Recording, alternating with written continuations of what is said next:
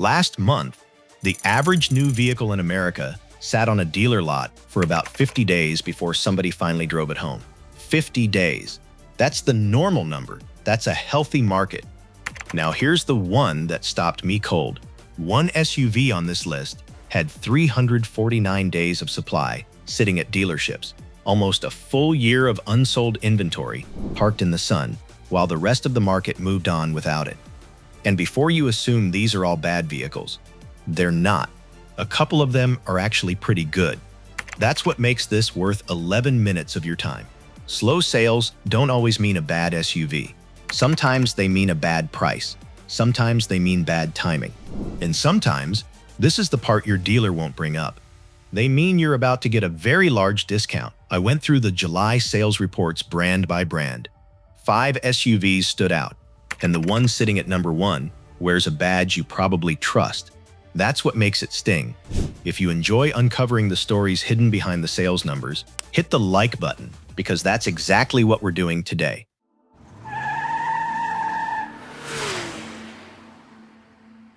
Ford Mustang Mach-E. Let's start with a comparison that tells you everything.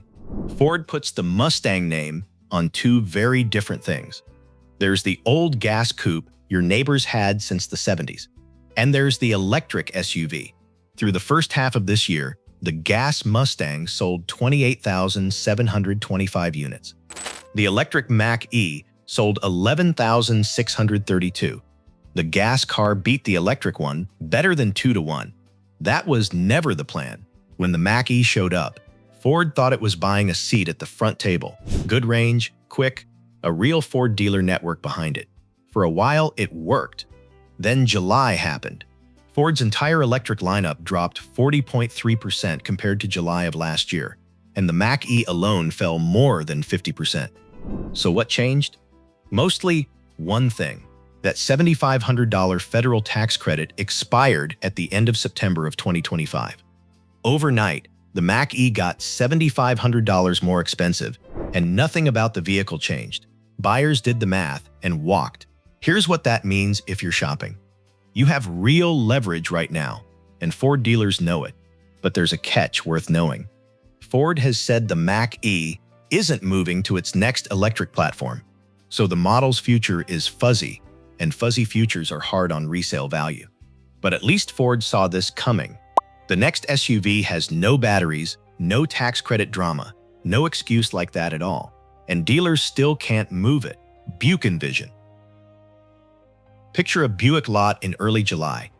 Rows of Envisions, clean, quiet, comfortable crossovers, and almost nobody stopping to look. At the start of July, dealers were carrying about 227 days of supply on the Envision. Against that 50-day industry average, that's roughly 4.5 times the normal load.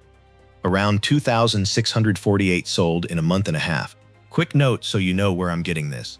GM doesn't publish monthly sales by model, so that number comes from dealer listing data, not from Buick. Treat it as a strong signal rather than a company figure. And this one bothers me a little, because the Envision is a decent match for a lot of you watching. It's quiet on the highway. The seats sit at a height where you don't drop into the vehicle or climb up into it. Visibility is fine. The price is reasonable for what you get. So why is nobody buying it? Because it's standing in the middle of the busiest intersection in the car business. The compact SUV segment fell 10.2% in July, and the buyers who stayed went straight to hybrids. Gas prices are high right now. Hybrid sales jumped 26% in July alone. The Envision doesn't offer one, which makes this the bargain of the whole list. If you're keeping a vehicle 8 or 10 years and you don't drive enough miles for a hybrid to pay for itself, an overstocked Envision is a lot of comfort for the money. Walk in knowing that the Envision at least has an excuse. It's fighting the 2 best-selling SUVs in America. The next one was mostly fighting itself. Mazda CX-70. Mazda sold 1,187 CX-70s in July, down 25.8% from last July. That made it the slowest seller in Mazda's entire lineup. Now here's the strange part, and it's a lesson in how these things happen. Mazda also sells the CX-90. Same platform, same engine, nearly the same size vehicle, The CX-90 has a third row of seats. The CX-70 doesn't. That's the main difference. So Mazda essentially asked people to pay similar money for a large SUV with fewer seats, and buyers looked at both, shrugged, and took the one with more room. It wasn't just the CX-70 struggling either. The CX-90 fell about 30% to 4,831 units, and Mazda's overall July sales were down 13%. I want to be fair here, because the CX-70 is not a bad vehicle. That inline-six is smooth. The interior is nicer than the price tag suggests. Mazda builds a solid product. This is a shopping problem, not a quality problem. What it means for you is pretty specific. When a model sells this slowly, the used ones get cheap fast. And that's where the opportunity is. If you're a couple who doesn't need a third row, a 2-year-old CX-70 could be one of the better value buys out there.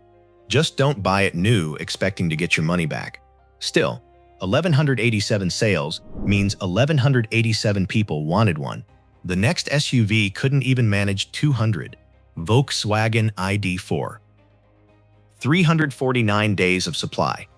151 units sold in a month and a half. Let that land for a second. The industry average is 50 days. The ID.4 was sitting at 7 times that. This was supposed to be the sensible one. Volkswagen designed the ID.4 as the electric SUV for regular families. Not a luxury toy, not a science project. A Golf for the electric era, priced where normal people shop. For a while, that story sold. Then a few things stacked up. Early ID.4s had software and infotainment headaches serious enough to dent the model's reputation, and that kind of thing follows a vehicle around. The tax credit disappeared, and Volkswagen's electric sales collapsed nearly 70% in the first half of this year to under 4,000 units total. Volkswagen has now canceled the ID.4. So here's your honest read. The discounts on remaining ID.4s are going to be steep, and if you charge at home and mostly drive locally, the running costs are genuinely low, but you'd be buying a discontinued electric vehicle. Resale on those is unpredictable, and you want a dealer you trust for software support down the road. Go in with your eyes open, or wait and buy one used in 2 years for half price. A discontinued Volkswagen is one thing, but the SUV at number 1 carries a badge millions of Americans have trusted for 40 years, and it's dead after 2. Honda Prologue. If you've owned a Honda, you know the feeling. You buy it, you change the oil, and it just keeps going. That reputation took decades to build, which is why these numbers are hard to look at. Honda planned on selling about 70,000 Prologues a year. Year 1, they sold 33,017. Last year, 39,194. Then the first half of this year, 8,407 units, down 49%. In April, Honda cut the price by $7,500 across every single trim. Every trim. That didn't fix it either. And in July, Honda confirmed the Prologue is finished after this model year, with leftover stock still selling into early 2027. In Honda's own words, customer demand for electric vehicles shifted significantly over the past 18 months. Here's the part most people never knew. The Prologue wasn't really a Honda underneath. General Motors built it in Mexico, and it shares its bones with the Chevy Blazer EV. Honda borrowed a platform to get into the electric market quickly. Now, some fairness, your warranty is honored. Parts are shared with the Blazer EV, which is still in production, so service isn't the orphan situation you might fear. It drives well, and it's roomy. But if you're retired and on a fixed income, understand the risk clearly. Discontinued electric vehicles depreciate hard, and you can't control that. If you trade vehicles every 3 years, this one will cost you real money. If you have a garage outlet, drive short distances, and plan to keep it a decade, that steep discount might be the best deal on this entire list. Step back and look at all 5 together, because there's one thread running through them. Not one of these SUVs is on this list because it breaks down. They're here because the market moved faster than the product plans did. Hybrid sales climbed 26% in July, while electric share slid to 7%, and these 5 got caught on the wrong side of that shift. So the takeaway is simple. If you buy vehicles and keep them, slow sellers are where your dollar stretches furthest. You're getting paid to accept somebody else's timing problem. If you trade every few years, Slow sellers are exactly where your money quietly disappears. Now I want to hear from you. Which of these 5 would you actually take at 20% off? Drop it in the comments. I read them, and I'll answer as many as I can. And if this saved you from a bad deal or pointed you toward a good one, subscribe. I go through the sales and inventory numbers every month, so you don't have to. And next month's list already has one surprise in it that I did not expect. Thanks for watching. Drive safe out there.